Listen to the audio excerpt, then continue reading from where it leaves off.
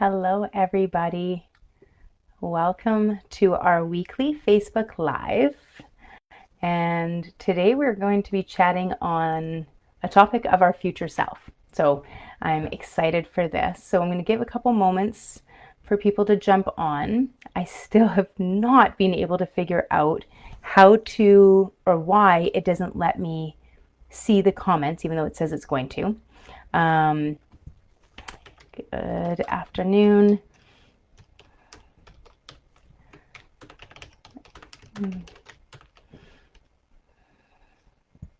If you're, I'm gonna put, let me know if you're here, and let me know if you're here, like even if you're watching the recording, throw it in there, watching the recording or with you now, replay, whatever feels like is the perfect thing for you.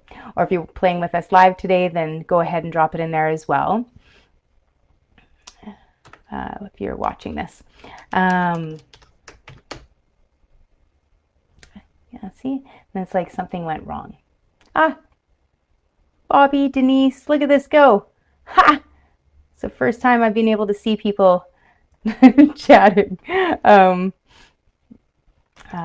we go. In the chat. Beautiful. All right. So now this is good. It's letting everybody else speak, and then it makes me hold for my own. So funny. I'll figure these things out one of these days. I am obviously not a technical guru. I am your contrarian soul guide, as it has been brought to my attention recently. And I've decided to fully embrace the label. So I was watching a book by Dr. Martha Beck. I think she's a doctor. She got her doctorate.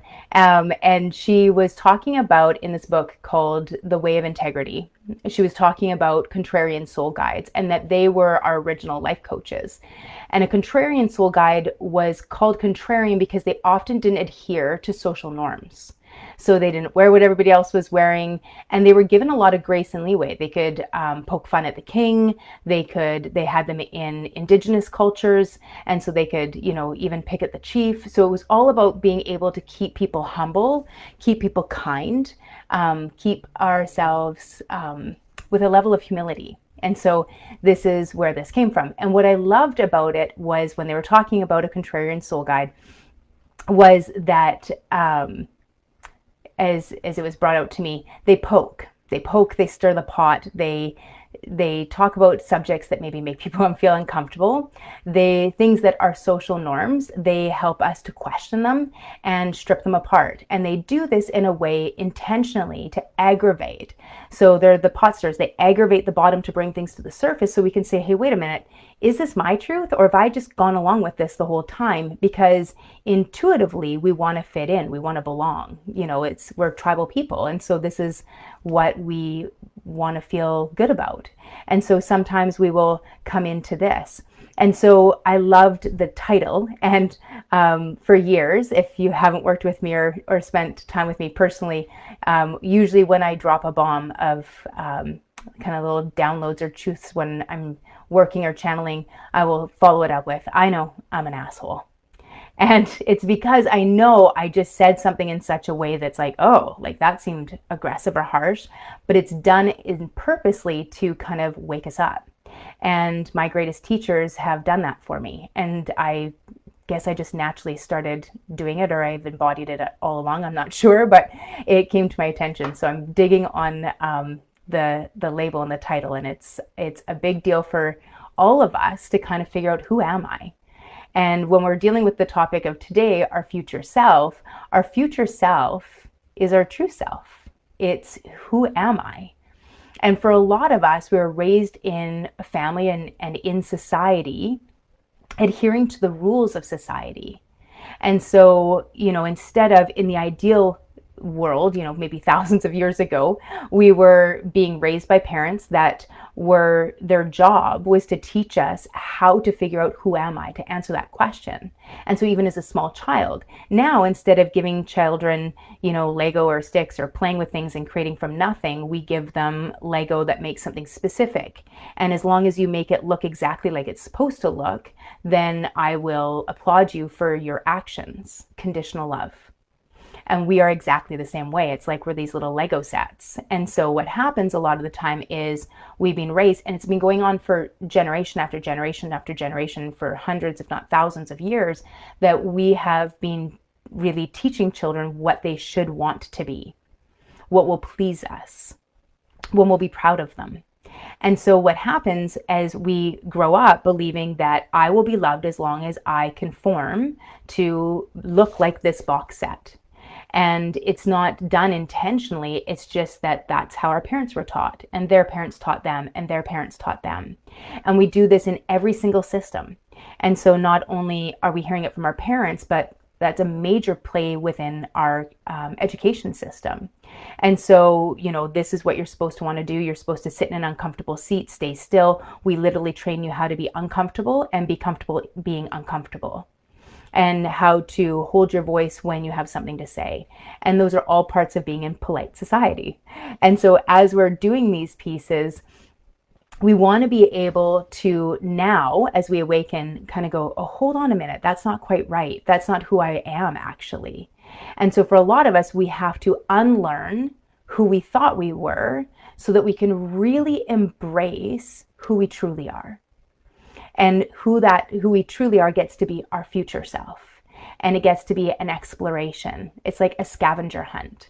And so I think probably one of the things that I feel very blessed for is that for the last probably 12 years that I've been doing this work, I have entered it as a scavenger hunt.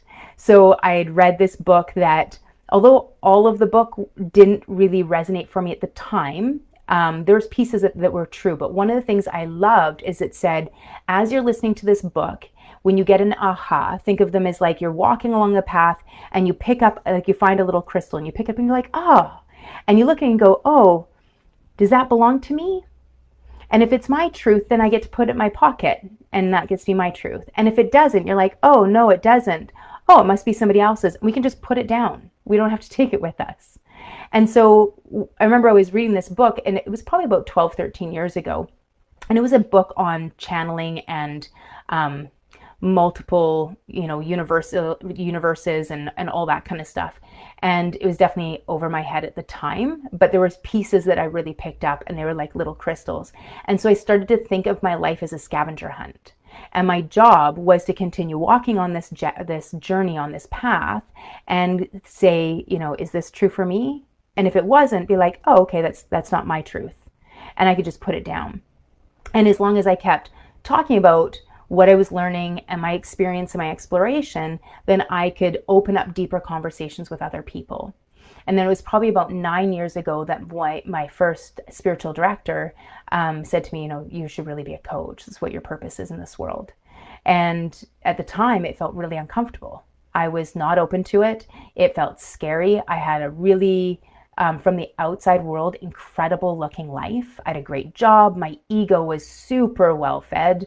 I made great money. I had all the achievements I'm supposed to want. Beautiful big house, good looking, now husband, 2.5 kids, 0.5 is a French bulldog. I had all the things. And yet I felt so lost and so unfulfilled. And I loved my family, but I didn't have time to be with them. I enjoyed my job. I was good at it, but it wasn't fulfilling something in me. And so I started the quest of who am I? And it was a spiritual journey that I was on.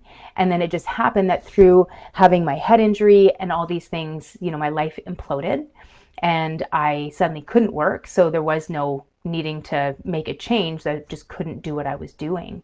And I suddenly got an opportunity to explore the question, who am I? I lost all of my identities. I couldn't be Supermom. I couldn't be Wonder Wife. I couldn't be the lighting goddess. I was back to the beginning. And in the beginning, it was scary. I struggled with deep bouts of depression, anxiety, panic attacks. I questioned whether or not there was any purpose to me being on this earth. So there's some dark days in that time. And I didn't really talk about it with anybody. And as I started coming out, I thought at first I was going to be an identity crisis coach because I was having one.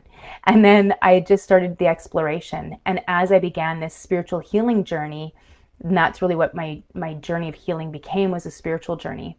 And in that was the question of, who am I? And as I kept answering the question, or asking the question and getting little answers, it was like, it was an opportunity to both unlearn and discover at the same time. And I think that's important, because really it is an unlearning that we need to do. We need to unlearn all the beliefs that we were given as children. We need to unlearn all the beliefs we were given from our systems and from our society, so that we can start the exploration of ourself. And it is an exploring, because we already are there. We exist. There's this beautiful, bright, crystalline being at the core of you that is just waiting for you to remember her or him. And that's important, to know that our light is there and it's shining. We just need to clear away all the debris. It's like there's this beautiful clear window, and it's covered in fingerprints and smog and dust. And we need to clear that off so that we can see the beautiful, pure potential of what we really are that's underneath it. And so this is where we're going to dive into today. So, the question becomes, not only who am I, but maybe the question that's easier when it's hard for us to sit in it in the moment is, who is my future self? Who do I want to be? And we get to play into that power of choice. So in our energy systems of our body, you've probably heard me talk now about downward causation. Everything in the universe is created in what we call downward causation. So like a funnel, starts at the top, unity, everything oneness. And then we get an expansion or individualization. And then we have the layer that is supramental consciousness, archetypes, and monads. Archetypes are aspects of personality. She's a princess, the computer geek, the mother, the politician. Those are all archetypes. And then monads are the aspects of emotions, anger, anxiety. He's a very angry person. She's a very anxious person. Those would be monads. And so the monads and our archetypes help develop our personality. And we get to develop those archetypes and monads so that the personality continues to shift, or the intellect. And that's where it drops down. So it comes through those energies of the archetypes and the monads. And we come into the layer of consciousness called mental consciousness. And mental consciousness a little bit heavier, so we're getting denser. So think of like at the top, we're like, it's not even steam, it's just everything. And then we get steam, and then we get water. So we're like water or rain at this point. And so mental consciousness, so we can sense it, it's easier to feel, like a mist. And that includes our thoughts, so all electrical energy. So our thoughts, our beliefs, our ideas, includes our ego and our intellect. And so all of that comes through the archetypes and the monads to create our beliefs, to create our programs. And then we continue to come down, get denser, and we move into magnetic energy of the subtle energy body. And that would include our heart or our emotional center. So our emotions are magnetic, thoughts are electronic. Physical body, bio, you are a bioelectromagnetic being. This is how that is created. And so these last three, everything comes through the top, and then these last three condense. And so our subtle body is like snow. So we're really starting to be able to feel it, or like heavy rain. And so now we can feel emotions more easily. And then we finally get collapsing or crystallization, or like ice, and we get solid matter. And within that, so you can't change ice. The only way to change the ice is to change the water that's creating the ice. So when we're healing, or we're starting to explore ourselves, or letting these things go, part of us has to melt away, so that we can change the way that the water is, so that then we can change how the ice forms. And we can do this every single night when we go to sleep. And this is what we're doing when we're meditating. This is what we are doing when we are sleeping. This is what we're doing when we are doing contemplation or deep energy work. So these are the places that we're playing at a non-physical level. And so when we want to think of our future self, we're always going to adjust from the place of our beliefs, from our thoughts, and through our emotions, so that we can have a different physical experience. And physical experience isn't just like, in terms of ourselves, but in terms of our actions. Those would all be in our physical plane. And so we're working from this in a downward model.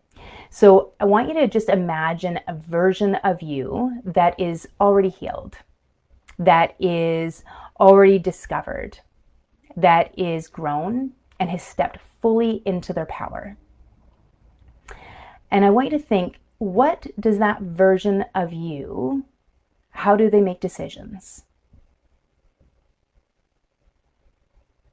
What does that version of you no longer tolerate? What do they know that you haven't fully realized yet? And so some things we can know in our head, and yet we don't fully embody it. There's a belief, there's an issue in the internal or the unconscious mind. So we can have this dichotomy that happens. I'm, having a manifestation of abundance, but inside my subconscious belief is in that I'm not worthy, that it's not spiritual to be abundant or to desire abundance. And so if I've got affirmations or I want to have an abundant life, but I feel like it's not spiritual because it's supposed to be piety, then I'm going to have a dichotomy that's being created. And so what is it that my future self has already figured out? Well, she's already figured out that in co-creation, abundance is the universe. And it is only my limiting beliefs of my value. This, what would we call that? I just lost the word. It's like there, when we have unconditional. So we have unconditional love you no matter what, and then we have conditional love, which most of us have been taught for the majority of our lives. And so, I think I'm conditionally loved, and so I'm not good enough or I'm not worthy enough to have abundance.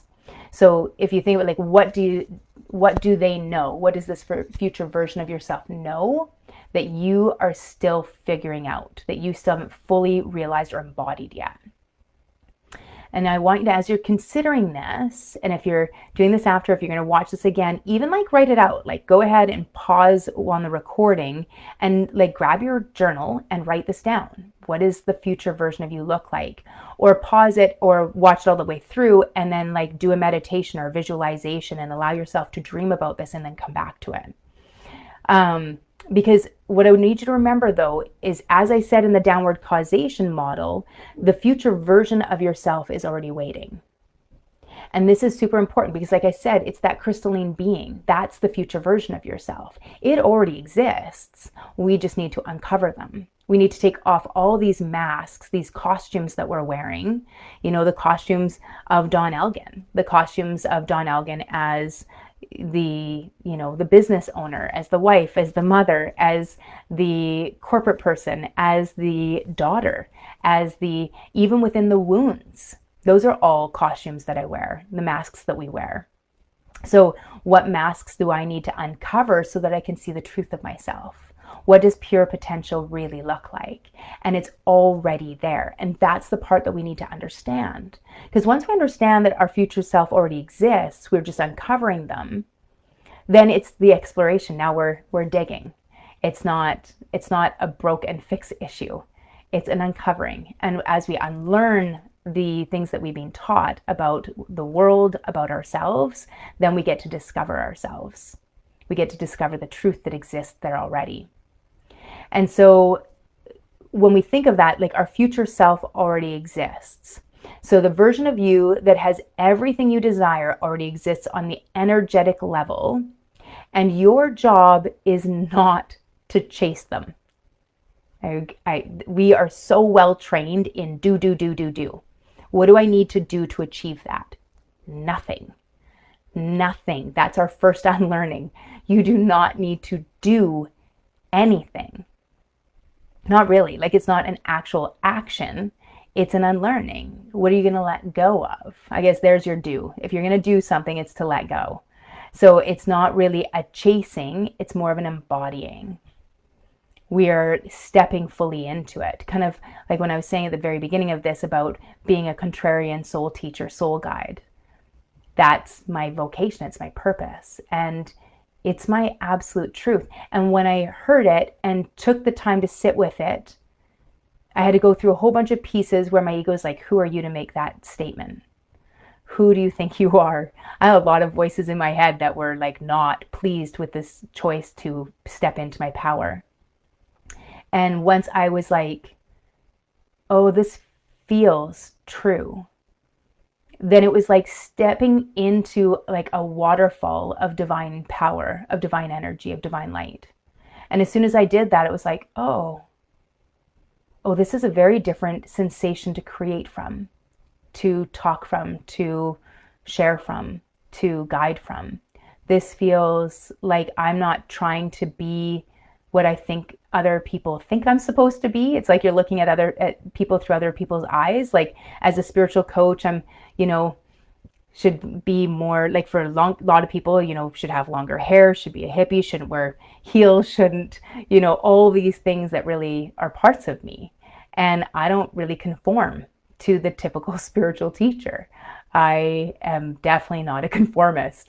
And in that in itself is me as a contrarian. And I have been really struggling over the last, especially 8 years, this thing of that I'm supposed to be softer. And I knew it in my head that that wasn't true. But I like when you looked at the world, what was being projected or what I was hearing back from people was, I needed to be softer. I needed to be different. I wasn't good enough. And so those were the pieces that I was picking up. And the moment that I all of a sudden had this epiphany and that those words were there, I was like, oh, I don't need to do this. And it was like everything just went whew, and dropped off and let go. I was walking the dog and it was like literally on a path, and it felt like I shed all this outer layer that I didn't need anymore. And so that's what it can feel like when we all of a sudden hit our truth. It's like, oh God, that feels good. I have so much more energy now. And it was like literally we can get like a little whoop and it's like, oh, so much energy because we're not trudging with all that weight that isn't ours. We don't have to wear the clothes that don't belong to us. Does that make sense?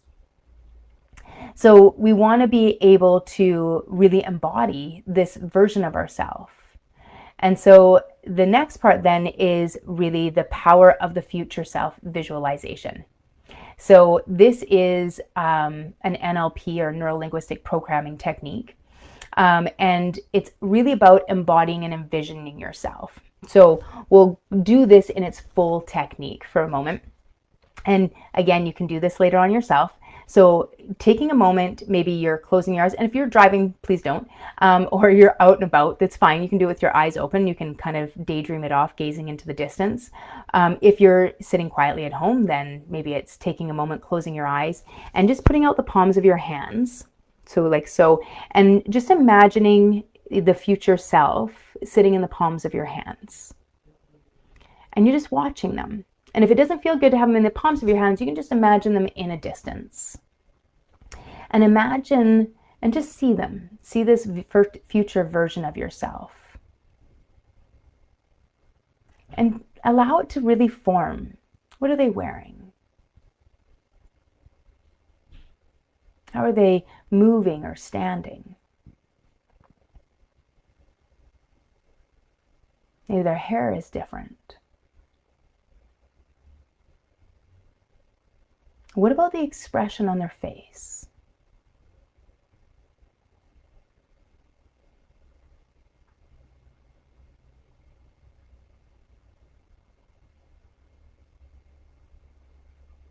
And then imagine or visualize yourself walking up to them. And the two of you maybe sit down on a bench beside each other.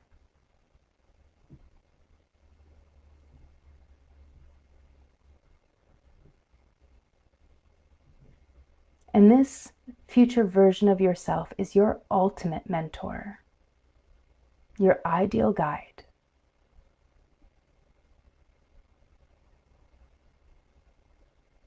Maybe you ask the question, how do I embody you? What do I need to do? What do I need to let go of so that I can embody this version of you, this version of myself? And in the quietness and the stillness, let them answer.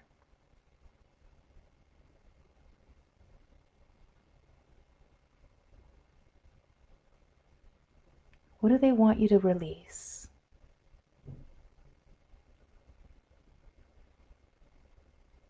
What do they want you to know?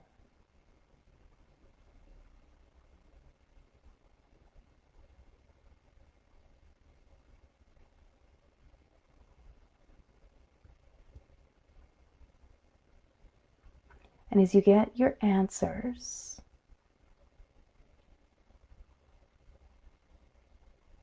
just knowing that you can come in for these conversations at any time together.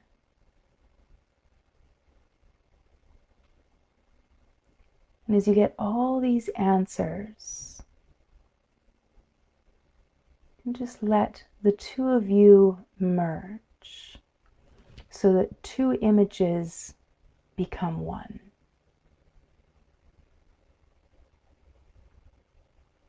And as your current self and future self merge together, you can bring them in your hands and then bring your hands into your heart, giving yourself that physical somatic experience of bringing them all the way into you.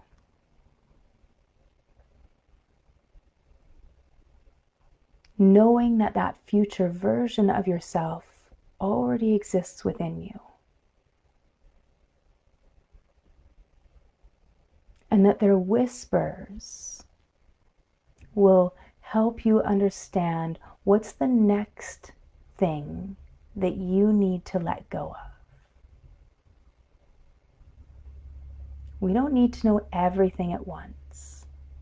What's just the next thing that you are ready to let go of? In your greatest good and greatest timeline, just what's the next thing that you need to release?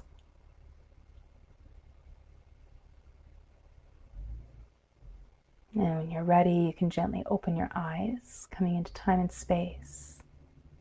And this new version of yourself with new information, new knowledge, a new sense of wonder.